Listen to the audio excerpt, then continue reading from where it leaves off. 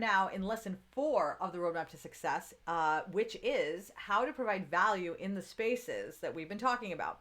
Now, this is great because for most of us, we have a very specific way in which we think we're supposed to be engaging in these spaces. And so when we join, we either go in and engage in that way, or we know we're supposed to be in these spaces and do these things, but we don't know how to take action so that we are generating progress towards our business, right? There's like things we want to do, but we're trying to elicit very specific responses out of people. We're not just trying to get people to, oh yeah, okay, I saw something. We're trying to get people to actually turn towards us and be like, I see you, right? We want to be seen by people, okay?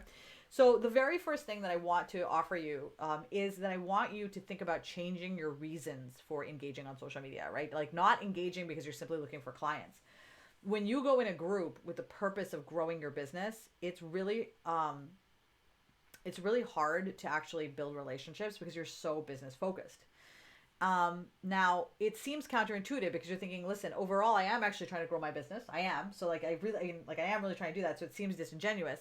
But at first, the truth of the matter is that when you walk in, you first have to establish yourself as a member of the community before you can start helping people anyway, right? Nobody likes a boss who comes in their first day and says, I'm changing everything. They can't change everything. They don't even know anything about the team or the company or whatever, right? And so I've never liked bosses like that who come in and just like change everything. It's very anxiety provoking.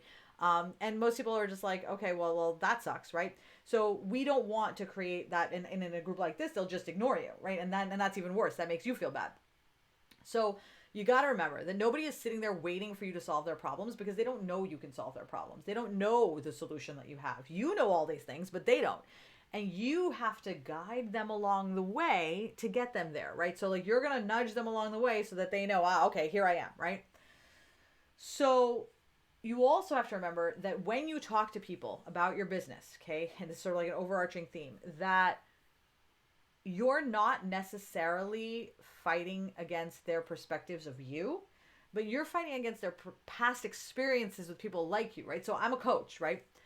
When you were looking to decide whether you wanted to spend money with me or not, you weren't thinking about, is Manessa a liar? Can Manessa do what I'm telling her? It wasn't like about me. Manessa, can she do this? Where you were thinking about was, I have hired coaches before. I've bought products before. I've done things before and it hasn't worked. Is what she's doing any different?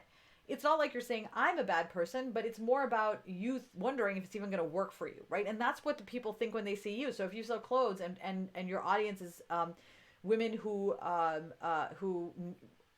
not sure how to dress their body, and so they feel comfortable in everything and things that's uncomfortable in what they wear, they're not going to feel comfortable by somebody walking in saying, I'm going to tell you how to dress yourself, because that just feels like a judgment, right? They first have to accept you as one of them before they will listen to the help that you can offer them. So it's really important to keep in mind that like what we're really doing is creating opportunities for you to sell, but the opportunities have to exist before you can actually sell to someone, as opposed to what you're probably doing right now or have done in the past, where you're selling to people, but the opportunity to sell isn't there. You're just selling with no opportunities on the other side. There has to be like a male-female plug. There has to be something for it to go into on the other side. So you have to go slow, which means we have to start with the right intention. And the intention is to build the relationships. You know that overarching, you have this business. Don't worry, you're not going to forget it. You're not going to forget that you need to sell something. What you're essentially really going to be doing is simply identifying the groups and building the relationship. Now, I want to talk about the bigger picture goals, because having those bigger picture goals is important and good. And it's why I recommend Amy Lee Westerveld's course on designing your dream design, because it is so important to know what your goals are before you start pushing towards them. And it's important to make sure that your goals are clear and that you know what they are. Because for many business owners, after they're 3 years into a business, they don't know what their goals are. They've gotten so caught up in all of the other things that they've been doing that, like, if you sat down and said, what are my actual goals? I need to come back and think about this. They don't know. I certainly didn't. None of my clients have. We all forget our goals. It's like we're just kind of now just moving forward. So after you have identified what your bigger picture goals are, and you know that, right? At that point, it's time to move into the smaller tactics, right? So there's two different modes. You have your visionary mode, and your visionary mode is where you're coming up with all these ideas and you're figuring out, okay, that this is the activity that's going to create this result.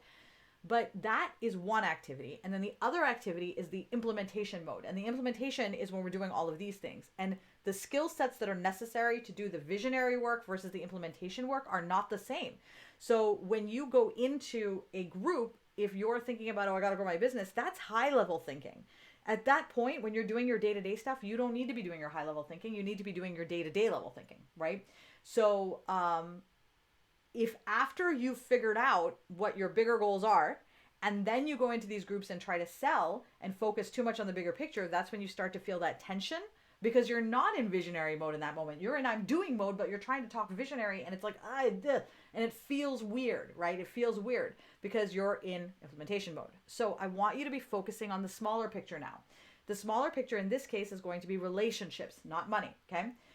Now, the easiest way to build a relationship with someone is to help them. That is like the easiest way to do it. Help them make their lives easier, right? That's value. And that's kind of like, I help you with something directly. So you're like, I need help with my resume. I'm going to help you with your resume. Or you tell me, I need help with my skin. I can't help you with your skin, but my sister is really good at helping with skin. So I'm going to connect you with my sister. And now your skin is better because of my sister. But you remember, I connected you with my sister, right? So connecting people is value. Okay, so that in and of itself creates value. So when I say you're creating value for people, I don't necessarily mean you're going in there and you have to do something big that takes time. Value can be something as simple as connecting two people, right? So it's really helping to make someone else's life easier in any way. If somebody is walking across the floor and there's a thumbtack that is sticking right up and you move the thumbtack, pick it up and put it somewhere else so that person doesn't step on it, that person may never have seen it, but that thumbtack would have had a huge impact on their foot when they stepped in it. It would have been awful, and you made their life better. Let's say that person does see it. It may be the tiniest thumbtack in the world, and it didn't take you much to pick it up and put it there. It wasn't like you built a house for them, but they will feel the impact of that because they'll be like, thank you for moving that thumbtack so that I didn't step on it. And that impact is enormous, absolutely enormous, right? So don't underestimate the value of the little things that you do each day.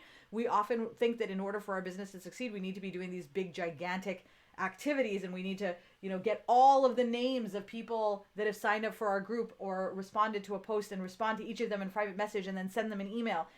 That is certainly an activity, but the result that you're going to get off of that activity is going to be very, very small. You're going to really, really struggle if you do that like in a big group and get like 700 people who respond to you and you're trying to connect with all of them and build those relationships. That is one way of doing it, but it's going to exhaust you. You're probably going to get really, really sick, and it's not going to give you the results that you're looking for, like, ever. Right? It's really not. Unless you have a strategic plan that goes afterwards, which is a whole other ballgame. So the thing to keep in mind is that we tend to look for value in these big swaths, right? I have a launch. Here's my value, right? But that is really not how sales happen. That's not how growth happens. That's not how impact happens. It happens through slow activities over time that you do that build consistency, that create that runway for you to actually have sales when you do a launch, right? So that's really, really critical. The other thing is to helping people. So other things of value is making someone feel good about themselves, right? That's value. Oh my God, I love that skirt. It's such a great skirt, and I love how it matches with that top. Fabulous. That is also value, right? Where you're complimenting someone and making them feel good about themselves. Genuine interest in someone. Tell me more about this. I'd love to learn more. What do you think? Genuine interest always makes people feel special, because how often do you feel like someone takes a genuine interest in you? Right? A genuine interest. I am asking you something because I want to know about you. That is a very special thing to give someone, so you can give someone that as well. Expertise. You have expertise in stuff that you do in your business. You can help in all of those areas, right? Anytime someone has a problem with anything related to your business, you can help them, and it makes their life easier. I can help you with a problem, right? Where we talk it out. That's value as well. There are many different ways to provide value with people, but they all involve talking to people, right? Actually having conversations and showing genuine interest, okay? Now let's talk about how you can help people, you in particular, because I just gave you sort of like the ways in which you can help people, right? This is the kind of ways in which you can do it, but let's talk specifically about how you can help people. The first thing to recognize is that you know a lot more than you think you know, okay? Way more than you think you know. You have a ton of skills that you have forgotten that you have, that you had, that maybe you know you have, but you don't think of them as skills.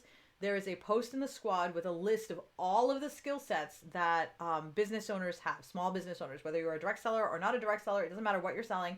This is a list of your skill sets, and this is a really valuable tool. You can use it if you decide to leave your own business and entrepreneurship and you want to fill that gap in your resume, you can actually take that and just put that in your resume. That will work. Alternatively, you can use it to build your skill sets, your skill set list. Any of those will work. So feel free to take a look, comment, ask questions, have at it. The link is in the in the links for this course. You can leverage any of those skills. Now, it doesn't have to be related to your business. So I want to tell you a story that will give you an example of how you might be able to provide value. So my sister Syra is very good with resumes. She can help with resumes. But several years ago, before COVID, she was having trouble. She'd hit a wall in her business. Her distribution was probably like 10, 15% local, and the rest of it was all online. And she was just feeling like she'd hit a wall. So I recommended to her that she join a local networking group. I gave her this whole spiel that I've given you guys. But at the time, it wasn't a course. At the time, it was just me giving her a spiel. And she went to the networking group. So she goes to the networking meeting and she's sitting there and somebody talks about how they're applying for a job, something resume. And Syra asked her a couple of questions about her resume and she started answering questions. So they started having a conversation, and then the conversation really became between Syra and this woman, and they're all talking about resumes. So somebody suggested, they're like, oh my God, you're just so good at resumes. Can you do a workshop or something like this, so we can all get our resumes up and going? And Syra's like, yeah, sure, no problem, right? So Syra hosts a workshop at her house for resume writing. Okay, so she had 5 people come to her house for resume writing. Well, guess what she has in her house? In her garage, she has a boutique. It's all set up, all beautiful and adorable. So everybody comes in, they sit at the boutique or the dining table, they do their resumes, but as they're walking out, they walk out through the boutique and everybody's like, oh my God, I'm going to look at this thing. And so they start buying stuff. And Syra went to maybe only 2 or 3 of these meetings. She didn't go to a lot of these meetings. After that, she went to 1 or 2. Then she did the resume workshops. She made some friends. Over the course of time, because of the relationships she developed from that one seminar that she did on resumes with the 5 people, or I think she did 2 actually, 2 seminars with the 5 people, so that's 10, along with the networking group that she visited a couple of times. Over the last 3 years, especially during COVID, she now has 75% local, I believe, and 25% is out of state. But they buy online too, right? So her sales have increased. So now she's making between $20,000 and $30,000 every month, right? So that's one activity she did one time 3 years ago that created value for people, initiated a relationship. People came to her boutique and it started a whole different conversation.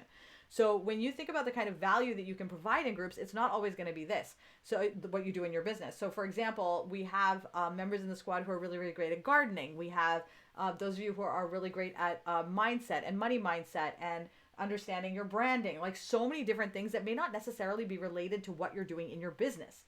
You can leverage those and just work in that area. It doesn't have to be related to your business, because one of the biggest fallacies that happens to people when they start a business is that immediately it creates this line between before I had a business and after I had a business.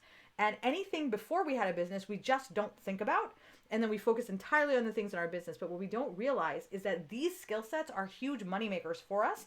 And we are an entire person who has brought our entire experience from birth to now, and we can use and leverage every single thing we've learned our entire lives to make money and grow our businesses. It does not just have to be this set of things that you have learned since becoming a business owner, like email and media and things like that, right? This is super important. And so I want to recommend that you do check out the list in the squad for your skill sets, because there's probably a lot of things in there that you can help people with, especially because now you understand social media. So I want to actually just put this out here for you. If you're this far in the course and you've gone through everything else, then you know a lot about social media. You know more about social media than almost every person in those groups. And I can almost guarantee that, because it's very, unless that's their job, it's very rare for people to have this level of knowledge of social media as a business owner. You can help other people with that. You can connect other people to me. There are a lot of different ways in which you can help, and a lot of them will have to do with not the thing that you're doing in your business, but the things you do for your business, right? So don't discount your full skill set. What other things are you good at? That's key. Now, I want you to really think about this, okay? I'm going to give you my networking group that I just started. So I networked, and through my networking, I found somebody who was also wanting to create a group for women over 40 to rediscover their sex lives. And she's coming at it from a place of low libido and not wanting to have sex. And I'm coming at it a place from where I've worked through all of those things, and now I'm just like a horn dog, right? So those are 2 people who are interested in this thing. And I've always wanted to do this. I've wanted to do this for such a long time. I want women to be comfortable with their sexuality. I want them to own their orgasms. I'm so all about this, right? So for me, that now created the opportunity for me to create a group. So now I created a group called Dusty Peaches. The link is also in the links, and that group is about sex positivity. It's not related to my business, but I'm still doing it, and people are joining, and then they're finding me in other places, and that is perfect because I am interested in all these things and I offer these things, and together they create the engine that is my business, which is essentially me making money, right? And that's really important. Your business is you making money. It's not you making money doing this one thing. It's you making money, and however that money comes, it comes. That's your business. And as long as the money comes and you're feeling happy and fulfilled, you're successful. Okay, so now let's talk about how you can help people in these particular spaces. Okay, so let's first talk about your Facebook groups. Okay, so we talked about how to help people in the local groups. Let's talk about now how to help people in the Facebook groups. First is you have got to be methodical. Oh my God, you have to be methodical. Otherwise, you will get chaotically overwhelmed and it's just going to take all of your time. So you want to be methodical. So what is the group about, right? That's the first thing, right? So is it I was in 2 cannabis groups and then I left one. How do I engage in it? Well, I'm in a women in cannabis group, which is for women in business in cannabis. And then I have a salad friends group, which is for just women who smoke. And or people who smoke. And I found that the women in cannabis wasn't really relevant to me because it was for people in the industry working. So I left that one, but I'm still in salad friends because that was more relevant to me. So when I go in there, I engage by posting pictures of me with my paraphernalia, or I'm like, hey, I have a question about this, or how do I do this? Or can you help me? And I'm building relationships with people in there, and they say, oh, look at your hair. And oh, I've been to Plymouth as well. And we start having those conversations. It's really more a silly little group for me to just hang out and have a good time. That's really all it is. I'm not going in there for anything major. I'm just going in there so that I don't feel like such a freak because of the things I do for my chronic illness, right? And that's really what it is.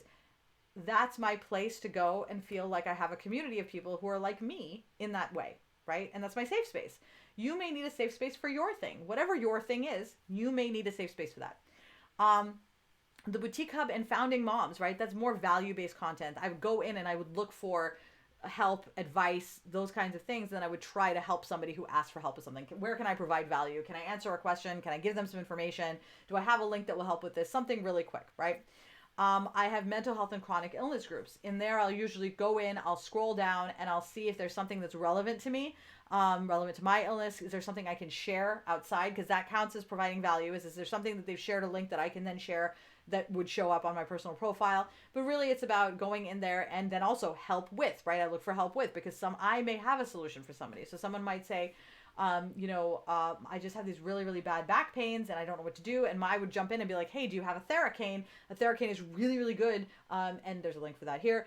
And you can use it and you can massage yourself and get into those really like deep knots. It's amazing. You definitely should try it, right? And that person goes and gets it and they're like, oh my God, Vanessa, that's amazing. I've now provided them with value. I've created a relationship with them. And let's say that person doesn't have a business, but their sister is chronically ill and she has a business. Great. Eventually that connection will happen. Okay.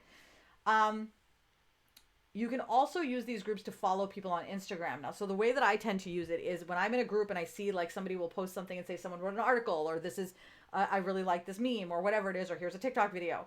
I'll usually follow it and go see what that person has. And so I found a lot of really cool people to follow from that. Like I found a lot of Desi chronically ill people for Pakistanis.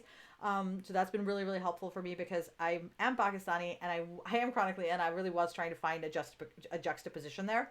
I found a lot of trans awareness activists, which has really helped me because it allowed me to find the Transgender Training Institute where I now take classes, which is really exciting, right? I connected with, because of the sex group that I have, one of my clients messaged me about her daughter-in-law, who is a sex therapist who is doing continuing education credits. She has a course to help people bring sex conversations into their practice, right? And so for me, I'm like, well, that's really cool because I want to do that. And so I was like, can I join?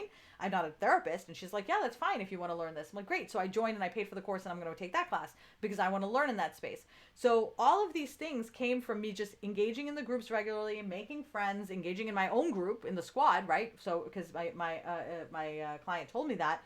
And bits and pieces over time, it grows and it grows and it grows and people know who you are and they come and ask questions. That's really what you're looking for, because if you think about it, if you go into a group and start selling immediately, you're not really planting a lot of roots. So like the root system for that tree that you're planting or those seeds you're planting is very light. So if somebody comes over and just does a little kick, it's just going to fall right over and it's not going to have any, there's not going to have any substance in there.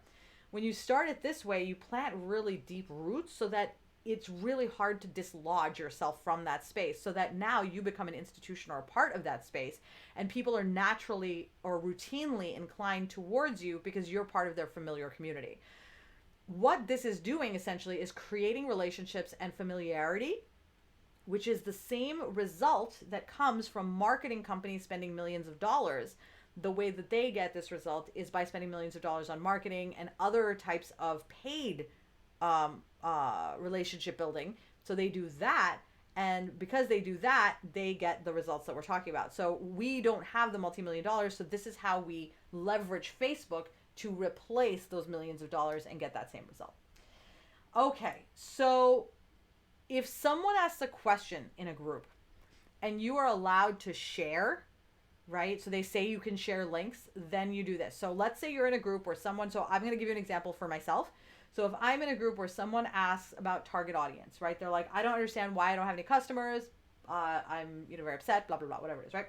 So they do that. And then you have a video, I have a video on my page all about target audience. So if the group allows sharing of links, then I'm just going to go get the link. I'm going to come back and say, I'm going to give them a little bit of text that says, hey, I've noticed, I looked at your page. This is what I saw. Here's the link that will help you, right? So I give them a little blip and then send them on the link. So now they're going to go to my page and watch my video, okay?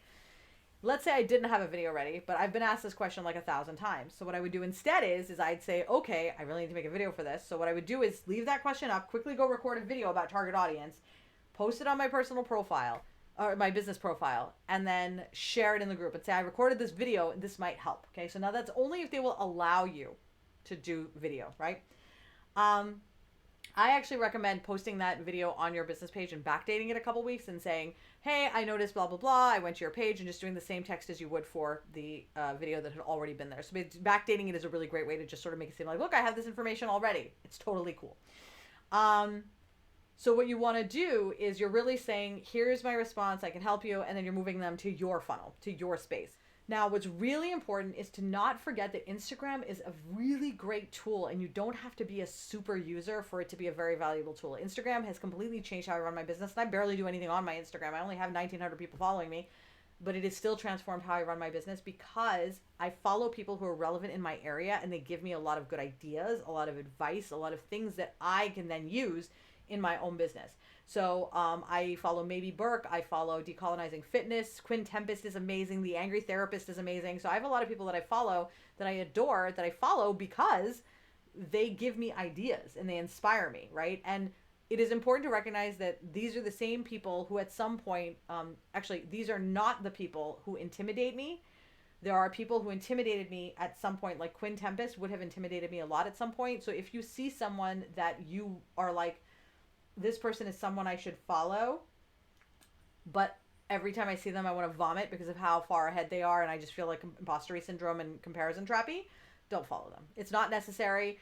You will develop and grow, and eventually you'll come back. And some people that I followed in the past that intimidated me, now I go back to follow them, and I'm like, oh my God, why did you intimidate me? You're terrible, right? Other people who intimidated me that I followed, I'm like, oh my God, I love you. How did you get so much further? I'm like, you're amazing. I want to follow you, but I'm not intimidated anymore. But using the groups to find people to follow on Instagram and then checking your Instagram regularly allows you to get a lot more ideas. They will direct you to other people. That's also a really great way to find other groups, other communities, other people. It's a fabulous directive tool. Okay. So I want to remind you again that you will likely follow, unfollow, join groups, leave groups. It's going to be a process until you really settle into who it is that you want to be with, where you want to hang out, where you want to learn. This is not something where you're going to pick the things and then this is where you're going to stay forever. You are definitely going to have about a year to 18 months of evolution. But as you are evolving through this process, you will be growing, you will be learning, and you'll be getting clearer and clearer on what it is that you're looking for. So it's not a process where you have to wait 18 months to see results, but it is a process where it's probably going to be 18 months before you're in a set of groups that you're like, I've been in these groups for like 6 months now and I haven't left, and this is my crew, and this is like where you're really feeling like this is my community, right? And it takes a while to get there because it takes, you've got to show up regularly over time, okay? So the key for all of this is you've got to have a system. Okay, the system is really, really important. I put it on my Notion planner so that I go to them every other day. That way it becomes a habit that I build on slowly rather than something that takes a lot of time at once, right? Where I'm just going to go in once. Like, it's, think about it this way. If you eat coffee ice cream every day and then you eat kale one day out of the month, your arteries are still going to have problems. That one day of kale is not going to solve your artery issues, right?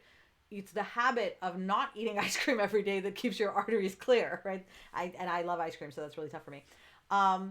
The same thing is true for this, is that you need a system that allows you to put it on your calendar or your planner or however you schedule your day, but it needs to be there where it says go engage here, go engage here, go engage here, that you build on slowly over time and build into it, so that it's not one big task that takes forever, so that you don't have to block out these long times. It becomes something that you do for 20, 30 minutes every other day, and that's it, and you don't need to worry about it. And that's how I do it. I do my social media for 20 to 30 minutes every day, and that's it. I don't really spend a lot of time on social media otherwise, other than Instagram when I go, specifically because I'm like, it's my playtime, right? I play on Instagram. I don't actually work on Instagram, right? So for me, it's playing. So I do Instagram later on when I'm playing, but other than that, I'm really only social mediaing for a very short period of time during the day because it's very targeted and methodical, right?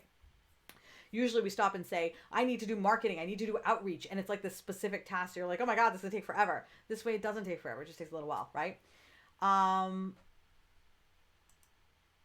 You won't be able to do this every week. Some days will suck, some days will be great, right? Some days you'll be sick, some days you're like, oh, I can't, right? And that's totally fine.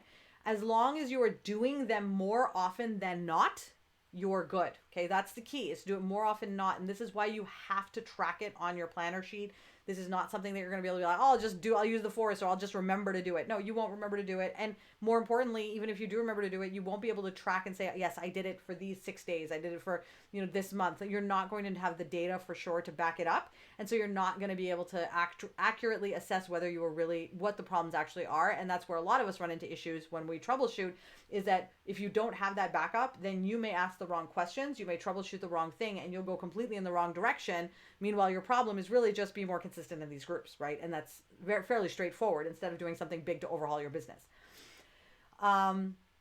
Every day I check it off. If I do it, I check it off, and I prove to myself that I did it, because this is not about me like checking off the to-do list so that I feel accomplished.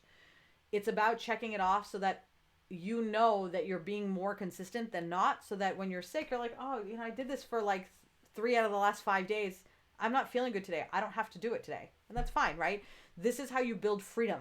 You build freedom by putting these seeds down. Like I said, you throw the seeds down a little bit. Here you go. Throw the seeds down, so that when you have these issues, you're sick, the kid's sick, everybody in the house is sick, you have to go get your COVID vaccination, whatever it is that you need to do that's taking time out of your day or your life, because life gets in the way, and it always does.